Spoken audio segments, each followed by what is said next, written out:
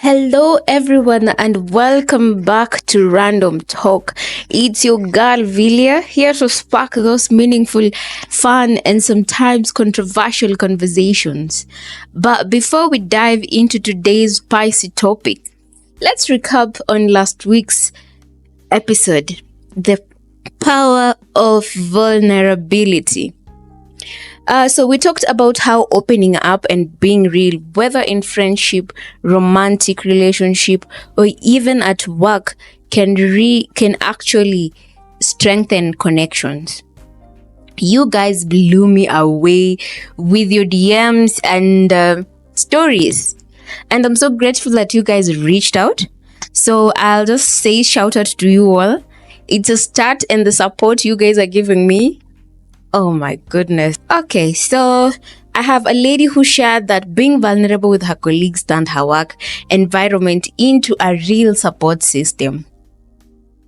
And then a dude sent this. He said being vulnerable gave him the courage to finally talk about his fears with his partner. That's a dude, man. And then I also got a friend who told me about being vulnerable. I think one has to be careful with whom they open up to. Yeah, and I want to agree with that. You can't be vulnerable with everyone because people will always use it against you. So be careful out there. Just take the tips and run with it.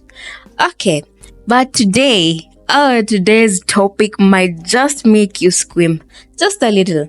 So let's get into it. Can you let your partner have a best friend of the opposite gender? Yep, we are going there. Whether your team, or team, it's not that deep. We are unpacking all the layers of this one. Alright, picture this. You're in a solid relationship, feeling all kinds of secure. Then one day your partner casually mentions, oh yeah, I'm grabbing lunch with my bestie, Alex. But wait, Alex is not just Alex. Alex is their opposite gender bestie. The one who knows all their inside jokes and maybe even shares a few of those childhood stories you haven't heard yet. Now, are you cool as a cucumber? Or is your mind racing like, excuse me, should I be worried? Listen, I get it. This can hit differently for everyone depending on your past experiences, insecurities, and even how much trust exists in your relationship. So let me spill some tea about my own life. Yeah, so I had this friend who was dating. So as we call it, childhood friend. So we grew up together, went to the same church. We are homies. Yeah, so the guy starts dating. Let's call him Kevo. So Kevo gets a girlfriend, they're dating and all that. I am there as a friend, a childhood friend. We know all our secrets, all our stories, all those shenanigans, So anytime we would find ourselves together, we were like brothers and sisters, like twins. I don't know, like the bond was unbreakable. And I don't think the girlfriend knew. So one day, the girlfriend became aware of me. Let's call her Esther.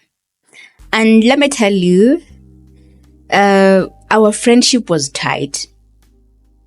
Like super tight. We would finish each other's sentences, laugh at jokes that nobody else in the room got. And it left Esther wondering, I'm sure. Am I dating the both of them? I'm sure Esther felt like a third wheel in her own relationship.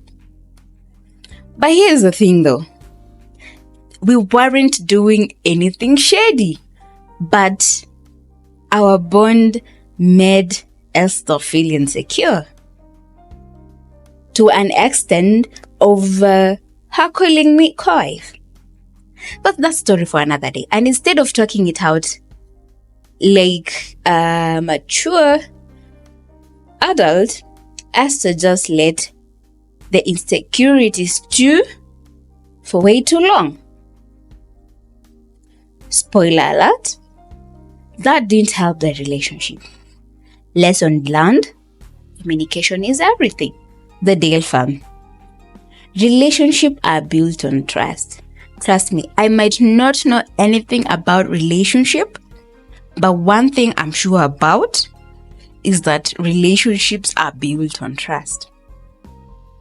If your partner has a best friend of the opposite gender, and your first reaction is to spiral into worry, you've got to ask yourself, is the issue really them?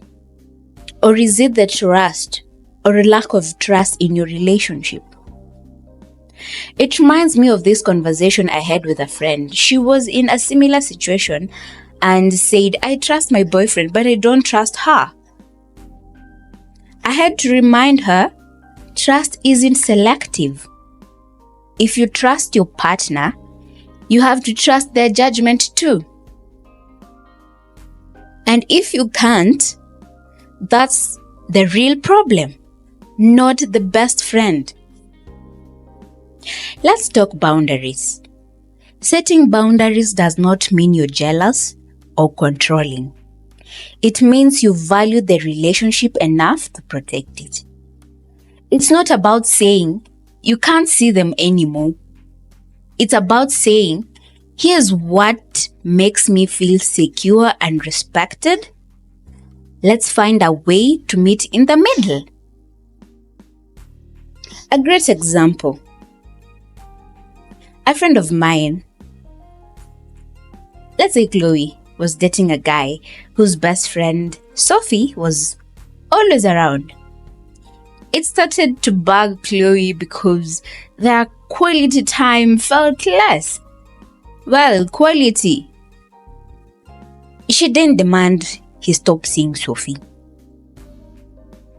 But she did sit him down and say, hey, I need us to prioritize our one-on-one time.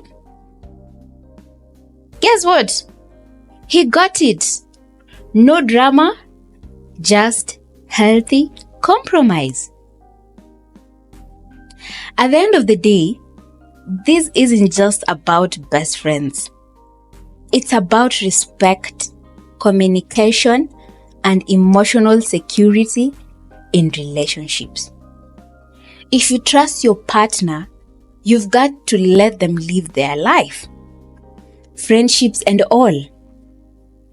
But if something feels off, you owe it to yourself and to them to speak up and work through it together.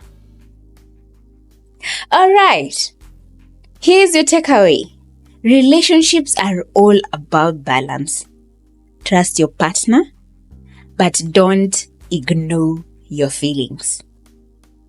Have the tough conversations. Set the boundaries.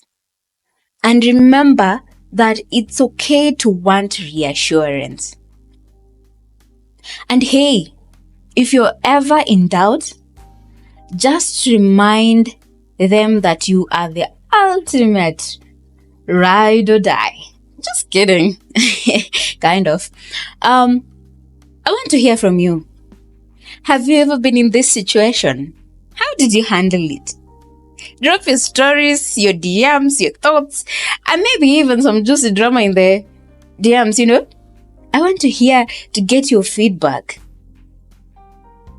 Yeah? So, this has been Random Talk with your girl, Villia. Thanks for tuning in, and I'll catch you next time where we'll be diving into another hot topic. Until then, stay random, stay curious, and stay you. And remember, communication is key. Bye-bye.